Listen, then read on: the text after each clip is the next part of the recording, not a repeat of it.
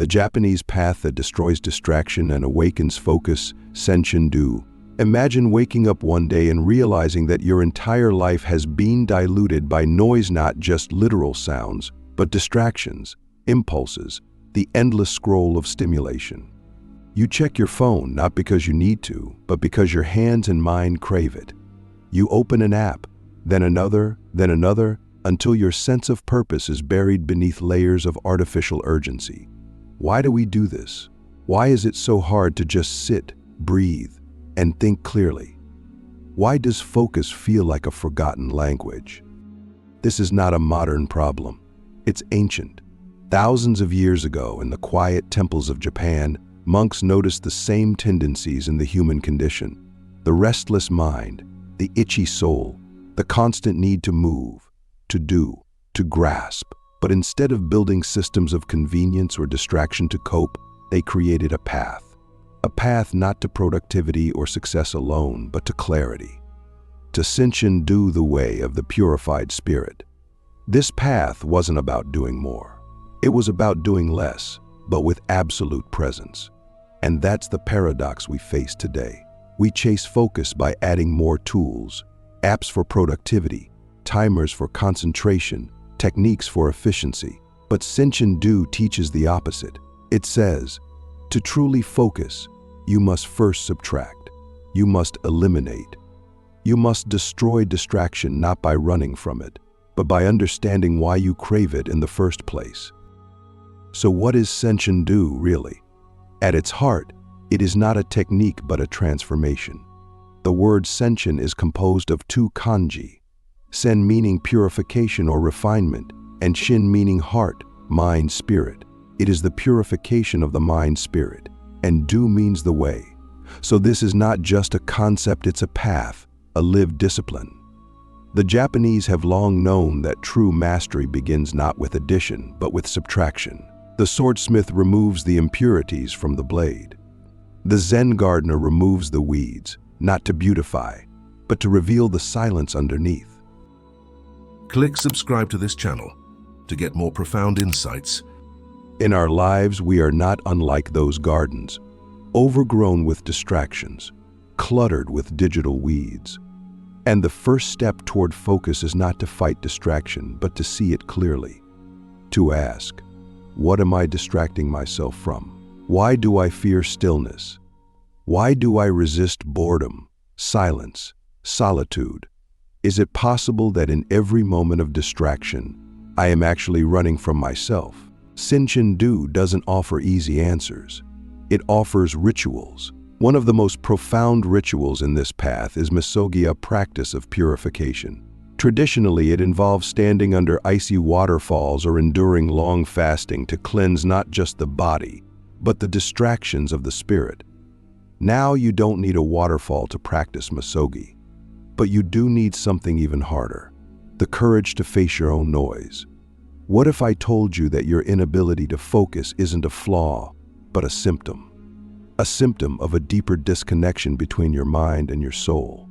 A disconnection that Senshin-do can heal, but only if you're willing to walk through discomfort. Because here's the truth, focus is not comfortable. It is not easy. It is war. A war against the false self, the self addicted to dopamine, to novelty, to escape. And every time you reach for your phone in the middle of a thought, you surrender a piece of your sovereignty. The masters of Senshin-do knew this. They trained not just their bodies, but their minds. They would sit in meditation for hours, not to feel peaceful, but to confront the chaos within. They embraced boredom like a teacher. They didn't chase entertainment, they studied it, and then rejected it. And in that rejection, they found something rare and powerful: presence. Let me ask you something. When was the last time you did only one thing? Truly. When was the last time you walked without music, ate without a screen, sat without stimulation? When was the last time you were just here, without needing to be elsewhere? The path of Senshin-do begins when we realize that distraction is not just external, it's internal. It is a byproduct of fear. We distract ourselves because we are afraid of what we might discover in stillness. What if we're not who we pretend to be online? What if we're not as certain, as smart, as in control as we want others to believe.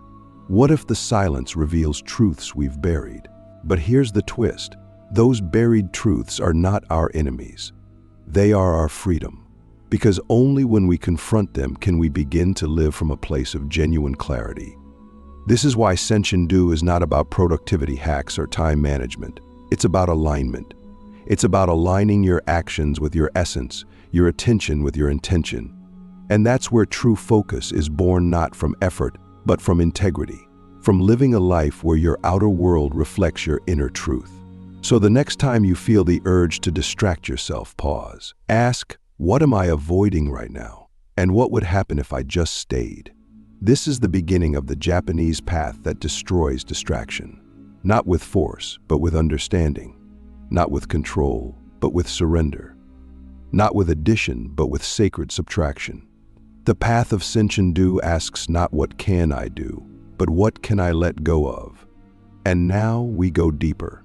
The art of sacred subtraction, letting go of what dulls the soul. If you want to awaken focus, you must first begin with loss.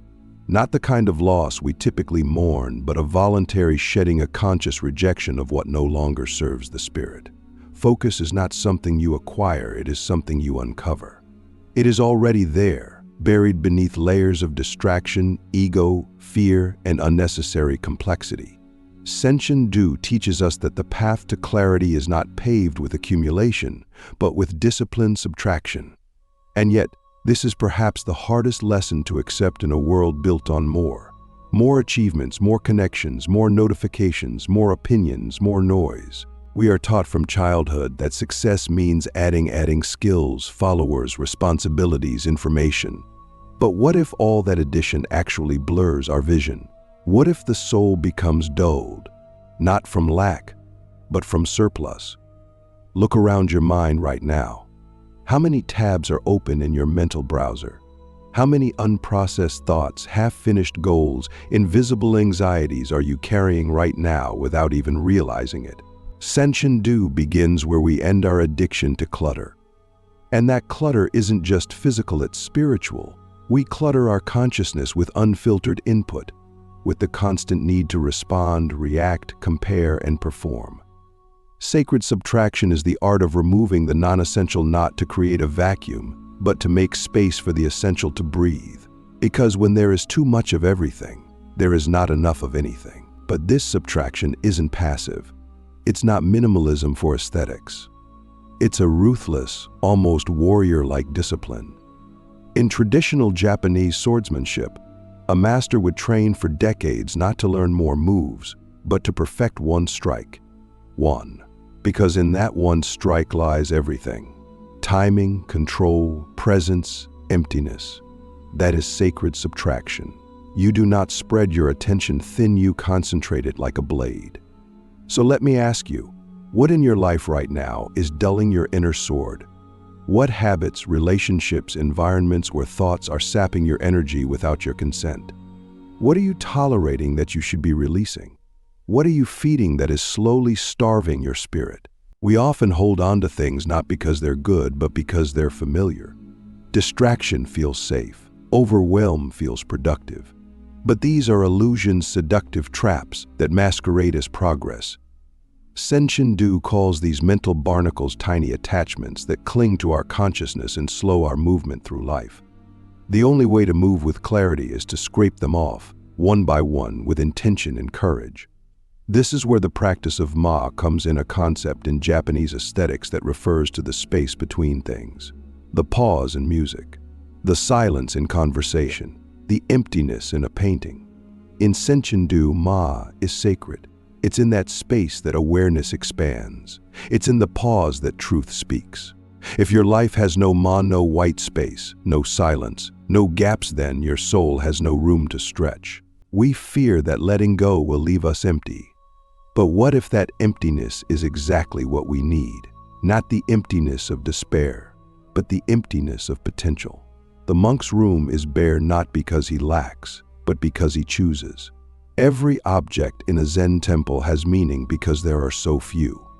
Imagine if your attention were like that, directed only toward what truly matters. This is not deprivation, it's refinement. And that's what the world doesn't tell you. Focus is not a talent, it's a choice. It's 1,000 silent choices made every day. To say no when it would be easier to say yes. To delete the app that numbs you. To walk away from the dopamine hit. To sit in the discomfort of boredom until it teaches you something. To be alone with your thoughts until the noise settles and your true voice emerges. You cannot awaken focus until you learn how to let go. And letting go is not weakness, it is power. It is the power to choose presence over performance, depth over breadth, essence over appearance. Every act of subtraction is an act of devotion. And every time you let go of what dulls you, you sharpen what remains. So ask yourself now, what am I willing to surrender in order to remember who I am? The warrior's stillness. How discipline becomes transcendence. There is a stillness more powerful than motion, a quiet so deep it roars beneath the surface of your life. In Senshin-do, this stillness is not passive like sleep or idle waiting. It is the stillness of the warrior before the strike, the monk before the bell, the mind before the insight. It is not emptiness in the sense of void, but in the sense of readiness. It is the cultivated silence that emerges only after discipline has carved away the chaos. And that is perhaps the great misunderstanding of our time. We confuse freedom with formlessness and mistake stillness for stagnation. But in the Japanese path of Senshin-do, stillness is not the absence of movement, it is the presence of complete alignment. Discipline is the gateway. Without it, stillness collapses into laziness and focus dissolves into fantasy.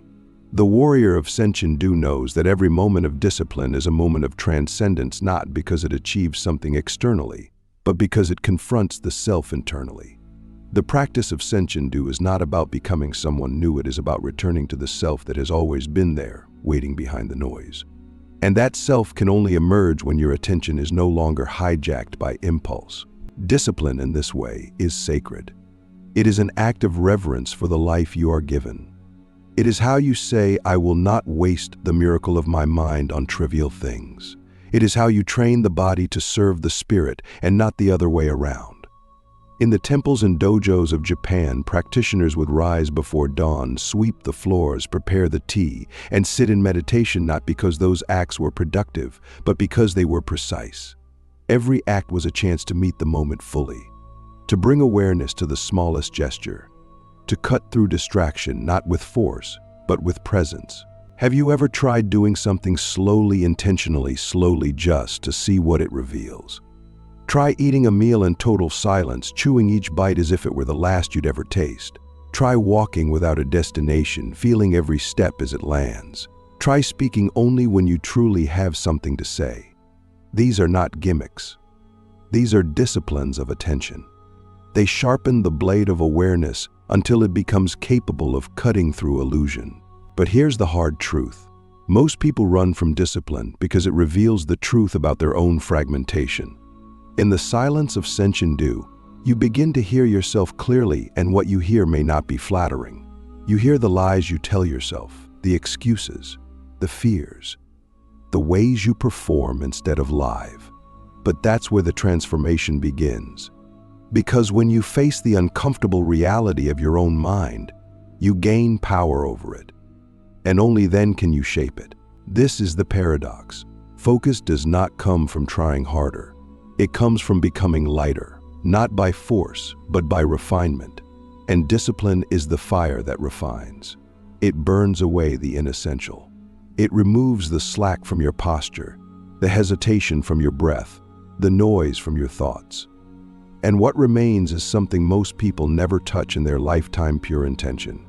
When intention is pure, focus becomes effortless. You are no longer divided against yourself. You are no longer chasing multiple versions of reality. You are here, and that is enough. Think of the archer in Kyudo, the Japanese art of archery. The goal is not to hit the target. The goal is to become one with the shot. The arrow simply flies when the archer's body, breath, and spirit are in perfect unity. Senshin-do teaches us to live like that, to walk through life as if drawing the bow, not with force, but with inner harmony.